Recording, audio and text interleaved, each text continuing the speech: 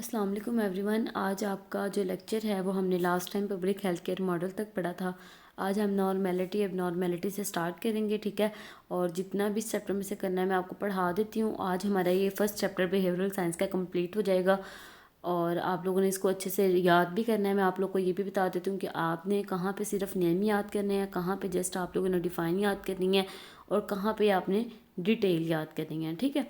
Normality के बारे में मैंने पहले भी आप लोग को बताया था कि ये एक ऐसी अप्रोच, एक ऐसा सिस्टम होता है जिसके अंदर अगर हमारी बॉडी के सारे फंक्शंस जो हैं वो बिल्कुल ठीक काम कर रहे हों, biological function, psychological function, social function, environmental system, हम जो हैं वो हमारी बॉडी भी सही काम कर रही हो, हमारा दूसरों के साथ लेन देन, दूसरों के साथ बोलना, हमारे सराउंडिंग में रहना, सब कुछ अगर ठीक हो तो फिर हम नॉर्मेलिटी की क्राइटेरिया में आते हैं। अब नॉर्मेलिटी क्या होता है कि जिसमें जो हम सोचते हैं, जो हम करते हैं, जो हमारे इमोशंस हैं, वो हमारी सोसाइटी के से बिल्कुल जो है ना वो दूसरी साइड पे हों। जो हमारी सोसाइटी के नाम्स हैं, हमारी सोसाइटी के जो रूल्स हैं, जो प्रिंसिपल्स हैं, अगर वो उससे डेविएट कर जाए, उससे जो है वो बिल्कुल साइड पे हो जाए, हमारा जो बिहेवियर है वो उस तरह का ना हो जो एक नॉर्मल इंसान का होता है, हमारे थॉट्स उस तरह के ना हो, या हमारे जितने भी फंक्शंस हैं बायोलॉजिकली, साइकोलॉजिकली, सोशल, इन्वायरमेंटल, वो फंक्शन भी ठीक ना हो, तो वो क्या होता है, एबनॉर्मेलिटी।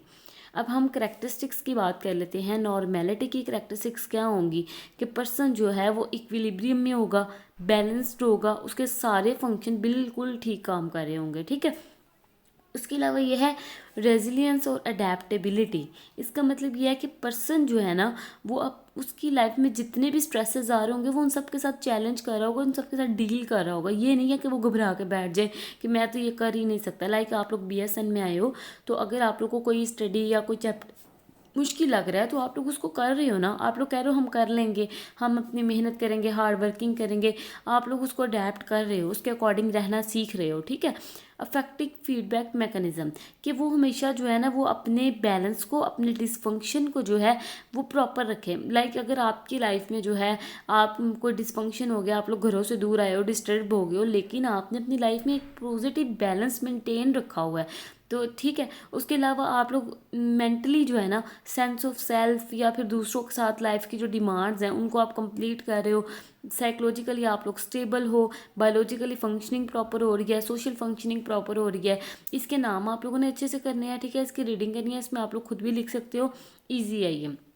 उसके बाद है एबनॉर्मेलिटी की करेक्टरिस्टिक्स। इसमें सारी वही चीज़ें आ जाएंगी, हमारे जो तीनों फंक्शंस हैं, बायोलॉजिकली, साइकोलॉजिकली, इन्वायरमेंटली या सोशली फंक्शंस जो हैं वो सारे डिसफंक्शन हो जाएंगे, हम प्रॉपर फंक्शन ही नहीं कर रहे होंगे, हम डिस्ट्रेस, स्ट्रेस में चले जाएंगे। डेविएंस का मतलब है हमारी सोसाइटी में जिस तरह दूसरे लोग रह रहे हैं, जिस तरह दूसरे लोगों का बिहेवियर है, हमारा बिहेवियर बिल्कुल भी वैसा नहीं होगा। हम चिड़चिड़े होंगे, हम हर बात को जो है वो नेगेटिव में लेके जाएंगे, हमें समझ ही नहीं आएगी कि इस प्रॉब्लम का सलूशन क्या है। जैसे अगर आपके हॉस्टल में बाकी स्टूडेंट्स हैं तो वो जो है वो डेली के काम कर रहे हैं, डेली का लेसन याद कर रहे हैं, लेकिन अगर कोई एक एबनॉर्मल होगा वो क्या करेगा, उसका बिहेवियर बाकी सबसे डिफरेंट होगा, चाहे वो खाने पीने के मामले में है, चाहे दोस्त बनाने के मामले में है, पढ़ाई के मामले में, अपनी प्रॉब्लम्स को सॉल्व करने के मामले में है, हर एक चीज़ में उसे समझ ही नहीं आएगी कि उसने करना क्या है, ठीक है। तो वो स्ट्रेस में होगा, प्रॉपर फंक्शन नहीं उसके वर्क कर रहे होंगे।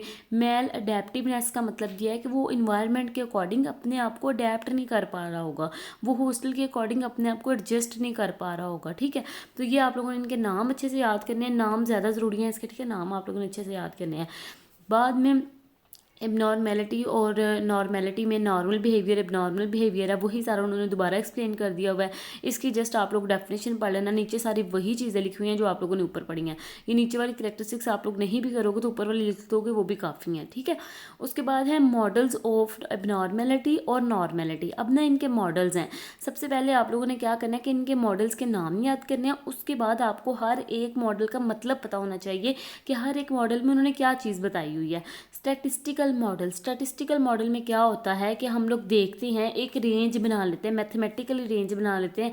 मैं कहती हूँ कि जिसकी मेंटल स्कोर जिसका 12 आया वो नॉर्मल होगा, जिसका मेंटल स्कोर जो है वो 2 आया वो एबनॉर्मल होगा, ठीक है। तो इसमें हम क्या करते हैं कि हम स्कोर बना लेते हैं। तो कोई भी ऐसी चीज़ जिसमें हम स्कोर बना लें, जिसमें हम जो है मैथमेटिकली डेरिवेशन के ज़रिए हम उसका अंदाज़ा लगाएं कि ये नॉर्मेलिटी में है पर्सन या एबनॉर्मेलिटी में है, उसे हम क्या देते हैं स्टैटिस्टिकल मॉडल। उसके बाद आता है सोशियो कल्चरल मॉडल। ये क्या होता है कि जिसमें हमने सोसाइटी के अकॉर्डिंग रहना होता है। अगर हम सोसाइटी के अकॉर्डिंग रहेंगे तो हम नॉर्मल हैं, सोसाइटी के नॉर्म्स के अकॉर्डिंग अगर हम नहीं रहेंगे तो हम एबनॉर्मल हो जाएंगे। फिर आता है मेडिकल मॉडल। मेडिकल मॉडल जिसमें हमारी प्रॉपर बायोलॉजिकल फंक्शनिंग काम कर रही होती है, हमारे जिस्म के जितने ऑर्गन्स हैं प्रॉपर वर्क कर रहे होते हैं, हमें कोई डिजीज़ नहीं होती, उसे हम क्या कहते हैं मेडिकल मॉडल।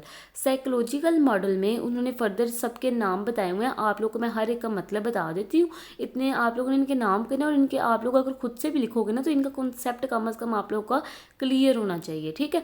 तो साइकोडायनेमिक का मतलब होता है कि जिसमें हम अपनी प्रॉब्लम्स के साथ मेंटली डील करना सीख लेते हैं। कोई भी इशू है, चाहे वो हमारा चाइल्डहुड इशू है, हमारा किसी से झगड़ा है या कुछ भी है, हम अपने प्रॉब्लम्स को सॉल्व करना सीख लेते हैं। बिहेवियरल मॉडल हम अपना बिहेवियर उसके अकॉर्डिंग कर लेंगे। कोग्निटिव मॉडल हम अपनी सोच को, अपनी पैटर्न को, अपने माइंड को उसके अकॉर्डिंग सेट करेंगे। ह्यूमनिस्टिक मॉडल के जिसमें अपनी पर्सनल ग्रोथ जो है वो हम नॉर्मल पैटर्न में करेंगे। अगर तो ये सारी चीज़ें प्रॉपर हो रही है तो हम नॉर्मेलिटी में जाएंगे। अगर इन सारी चीज़ों में हम प्रॉपर वर्क नहीं कर रहे तो हम किसकी तरफ जा रहे होंगे एबनॉर्मेलिटी की तरफ जा रहे होंगे, ठीक है। उसके बाद है 4Ds model of abnormality.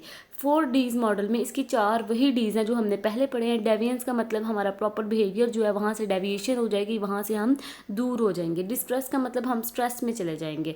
Dysfunction का मतलब हमारे फंक्शन प्रॉपर वर्क नहीं कर रहे होंगे। और डेंजर का मतलब हम ज़्यादा रिस्क पे होंगे, क्योंकि हम लोग अपनी प्रॉब्लम्स को सॉल्व नहीं करेंगे तो हम ज़्यादा रिस्क पे होंगे, ठीक है। उसके बाद 4Ds आप लोगों ने अच्छे से देख लिया। नॉर्मेलिटी एबनॉर्मेलिटी का वही डिफरेंस जो हम लोगों ने ऊपर पढ़ा है वो यहाँ पे उन्होंने सिर्फ एक टेबल की फॉर्म में बना कर दे दिया है। तो आप लोग अगर टेबल की फॉर्म में करना चाहो आप लोग टेबल की फॉर्म में भी कर सकते हो, ठीक है। उसके बाद प्रोफेशन क्या होता है। प्रोफेशन की जो डिफाइन है ये आप लोगों की फंडामेंटल ऑफ नर्सिंग में भी आएगी, ये इंपॉर्टेंट है, ये आप लोग देख लो। प्रोफेशन जो है ये बेसिकली ऐसा ऑक्यूपेशन होता है जिसमें हम क्या करते हैं, पहले हम एजुकेशन लेते हैं, फिर हम ट्रेनिंग करते हैं, फिर हम उसमें एक्सपर्टाइज हो जाते हैं। मैं आपको BSN की एग्जांपल देती हूँ। हम इसमें सबसे पहले तालीम हासिल करते हैं, फिर हम इंटर्नशिप करते हैं, फिर हमें जॉब मिलती है। जॉब के बाद 2-3 साल बाद हम एक्सपर्टाइज हो जाते हैं, हम एक्सपीरियंस आ जाता है हमारे पास उस चीज़ का। तो ये सारी क्या चीज़ें हैं, ये हैं प्रोफेशन की डिफाइन। प्रोफेशनलिज्म भी वही है। प्रोफेशनलिज्म में क्या होता है कि हमारी स्किल्स, हमारा बिहेवियर्स हमारे प्रोफेशन के अकॉर्डिंग अगर होंगे। अगर मैं जो है अगर नर्स काम करती हूँ तो मैं क्या करूँगी कि मेरी कम्युनिकेशन, मेरी स्किल्स, मेरी हर चीज़ अगर मेरे प्रोफेशन के अकॉर्डिंग होगी तो मैं प्रोफेशनलिज्म में आऊँगी, ठीक है। फिर क्या होगा कि जब मेरे अंदर सारी स्किल्स होंगी लोग मुझ पर ट्रस्ट भी करेंगे, रिस्पेक्ट भी देंगे, ये सारी चीज़ें। अब आ जाती है प्रोफेशन। प्रोफेशन में से ना आप लोगों ने जस्ट जो इंपॉर्टेंट है मैं आपको वो बता देती हूँ। करेक्टरिस्टिक्स ऑफ अ प्रोफेशनल, ये बहुत इंपॉर्टेंट है कि ऐसा पर्सन जो प्रोफेशनल हो उसमें क्या क्या करेक्टरिस्टिक्स होनी चाहिए। ये मैं आपको समझा भी देती हूँ, आपने याद कैसे करनी है। बाकी जो मेन क्राइटेरिया ऑफ प्रोफेशन है और डिज़ायर्ड एटीट्यूड्स हैं, ये जस्ट आप लोगों ने रीड कर लेने हैं, ठीक है। लेकिन जो मेन है वो करेक्टरिस्टिक्स ऑफ प्रोफेशन है। करेक्टरिस्टिक्स ऑफ प्रोफेशन ये है कि हमारे पास नॉलेज होना चाहिए, एथिकल बिहेवियर, एथिक्स के अकॉर्डिंग हमें पता हो कौन सी चीज़ गलत है कौन सी चीज़ सही है, उसके अकॉर्डिंग हमारा बिहेवियर होना चाहिए। अकाउंटेबिलिटी का मतलब है कि हमने जो भी एक्शन किया हो हम उसके जवाबदेह हों। अगर मैंने किसी को इंजेक्शन लगाया मैं जवाबदेह होंगी कि अगर उसको इंजेक्शन गलत लगा सही लगा, मैं खुद अपने एक्शंस की जवाबदेह होंगी। उसको हम कहते हैं अकाउंटेबिलिटी होना, ठीक है। इंटेग्रिटी, अपनी इंटेग्रिटी को भी मेंटेन रखना, दूसरों की इंटेग्रिटी को भी मेंटेन रखना, जो भी काम करना बहुत अच्छे से करना।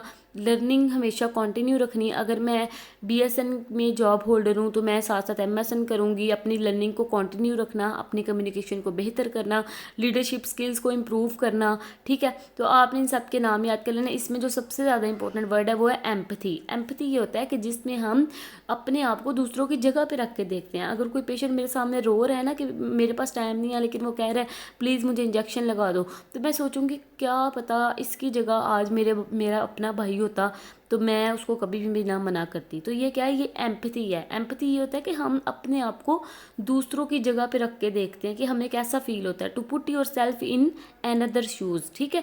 तो फिर हमें कोशिश किया अगर अपनी लाइफ में एम्पैथी को अडॉप्ट करें ताकि हमें दूसरों का एहसास हो, हमें पता चले कि आज अगर इनकी जगह हमारे अपने पेरेंट्स, हमारे अपने बहन भाई या हमारे अपने रिलेटिव्स होते तो हमें कितना दुख होता, ठीक है। तो इस बात का ध्यान रखा करें। अगर कभी आप लोग को हॉस्पिटल ड्यूटी के दौरान आवाजारी होती है, थकन होती है, आप लोग के पास नहीं हिम्मत होती कि आप पेशेंट की जाके केयर प्रोवाइड कर सको या पेशेंट के काम कर सको, तो आप लोग एक दफ़ा लाजमी ये चीज़ अपने माइंड में लाया करें कि अगर इसकी जगह मेरा कोई अपना होता तो भी तो मैं जाती, ठीक है। उसके बाद प्रोफेशनलिज्म का इन्होंने डिफरेंस दिया हुआ, इतना इंपॉर्टेंट नहीं है, इसके आप लोगों ने 2 से 3 लाइनें बस कर लेनी है। अच्छा बच्चों, उसके बाद आ जाते हैं प्रोफेशनलिज्म इन हेल्थ केयर। अभी मैंने बात की थी कि प्रोफेशनलिज्म कौन सा पर्सन होता है जिसके पास नॉलेज, स्किल्स उसकी फील्ड के अकॉर्डिंग हो। नॉलेज क्या है कि जितना भी उस पर्सन ने, अगर हम लोग बीएसएन में आए हैं, हमारे पास बीएसएन से रिलेटेड सारा नॉलेज हो, pharmacological, non pharmacological, each and everything का, ठीक है। अगर आपसे कोई भी पूछे ना कि प्रोफेशनलिज्म इन हेल्थ केयर के क्या कंपोनेंट्स हैं या उसमें क्या क्या चीज़ें होनी चाहिए, आप लोग को इनके नाम आने चाहिए। नॉलेज होना चाहिए, स्किल्स होनी चाहिए, रिसर्च स्किल्स होनी चाहिए। नॉलेज में हम लोग कह सकते हैं कि हमारे पास जितने प्रिंसिपल्स हैं, जितना मतलब आप जिस भी फील्ड से रिलेटेड हो ना, आपके पास उसका नॉलेज होना चाहिए। स्किल्स क्या आ जाती हैं, हमारे पास कम्युनिकेशन रिटन भी होनी चाहिए, वर्बल भी होनी चाहिए। वर्बल जब हम किसी से बात करते हैं, रिटन जो हमारे पास एक रिकॉर्ड होता है रिटन की फॉर्म में, जिसमें हमने सारा अपना मेडिकल रिटन रिकॉर्ड रखना होता है कि ये हमने इस पेशेंट को ट्रीट किया, इसको मैनेज किया, इसका प्लान ये था, इसका डिस्चार्ज ये था। उसके बाद आ जाती हैं रिसर्च स्किल्स। रिसर्च स्किल्स वो वाली स्किल्स होती हैं जो हम रिसर्च की बेस पे यूज़ करते हैं, जिनका हमें पता होता है कि हाँ ये कभी भी गलत नहीं हो सकती। अगर मैं किसी को इंजेक्शन लगा रही हूँ, मैंने पहले रिसर्च में पढ़ा होगा कि हाँ इस तरह से इंजेक्शन लगाएं तो ये गलत नहीं होता, इसका एविडेंस होगा मेरे पास, प्रूफ होगा मेरे पास। उसको हम कहते हैं रिसर्च स्किल्स होना, ठीक है, जिसका कोई ना कोई एविडेंस, कोई सबूत हमारे पास प्रेजेंट होता है। उसके बाद एटीट्यूड के हेल्थ केयर में आपका एटीट्यूड कैसा होना चाहिए, ये ना आपका लास्ट पेज है, ये मैं आपको बता देती हूँ कि एटीट्यूड रिलेटेड करता है 2 चीज़ों से। एक रिलेट करता है हमारा पेशेंट के साथ कैसा एटीट्यूड है, एक रिलेट करता है कि हमारा अपनी सेल्फ डेवलपमेंट के साथ पेशेंट के साथ क्या एटीट्यूड होगा।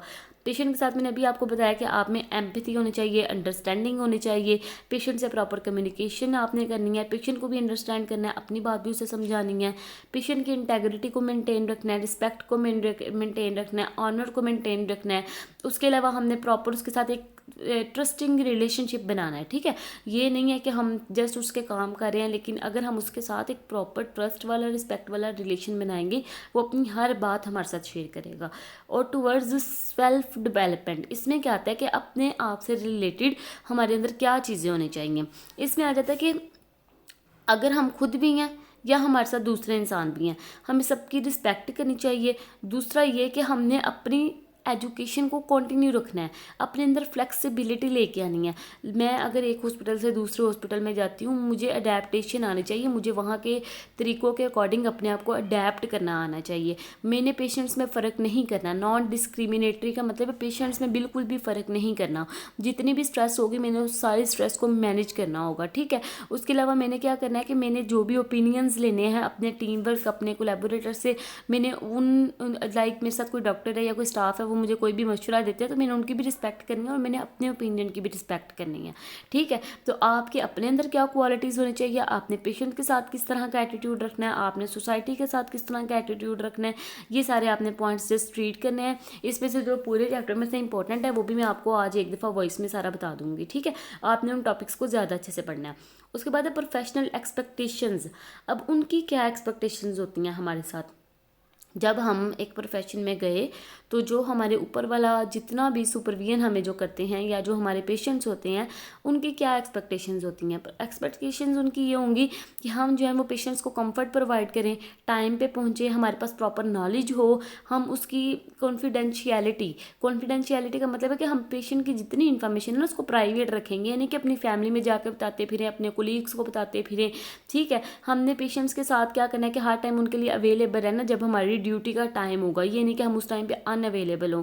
रिलेशनशिप्स प्रॉपर बना के रखने हैं, पेशेंट के साथ भी, कोलीग्स के साथ भी, स्टाफ्स के साथ भी, रिस्पेक्टिव वे में, कोऑपरेटिव वे में, ठीक है। तो ये सारी वो चीज़ें हैं, जब हम एक प्रोफेशन में आते हैं तो हमारे साथ उस अदारे की क्या एक्सपेक्टेशन होती हैं, वो सारी उम्मीदें जो हमारे साथ होती हैं, हमने पेशेंट के साथ कैसे रहना है, हमने डॉक्टर के साथ कैसे रहना है, हमने उसके इन्फॉर्मेशन को प्राइवेट रखना है, हमने अपनी ड्यूटी पे अवेलेबल होना है, पंचुअल होना है, ठीक है, दूसरों को कंफर्ट लाजमी प्रोवाइड करना है। तो ये सारे पॉइंट्स हैं जो आज के बिल्कुल ईजी सा टॉपिक है, ठीक है। आप लोगों ने इसको रीड भी करना है।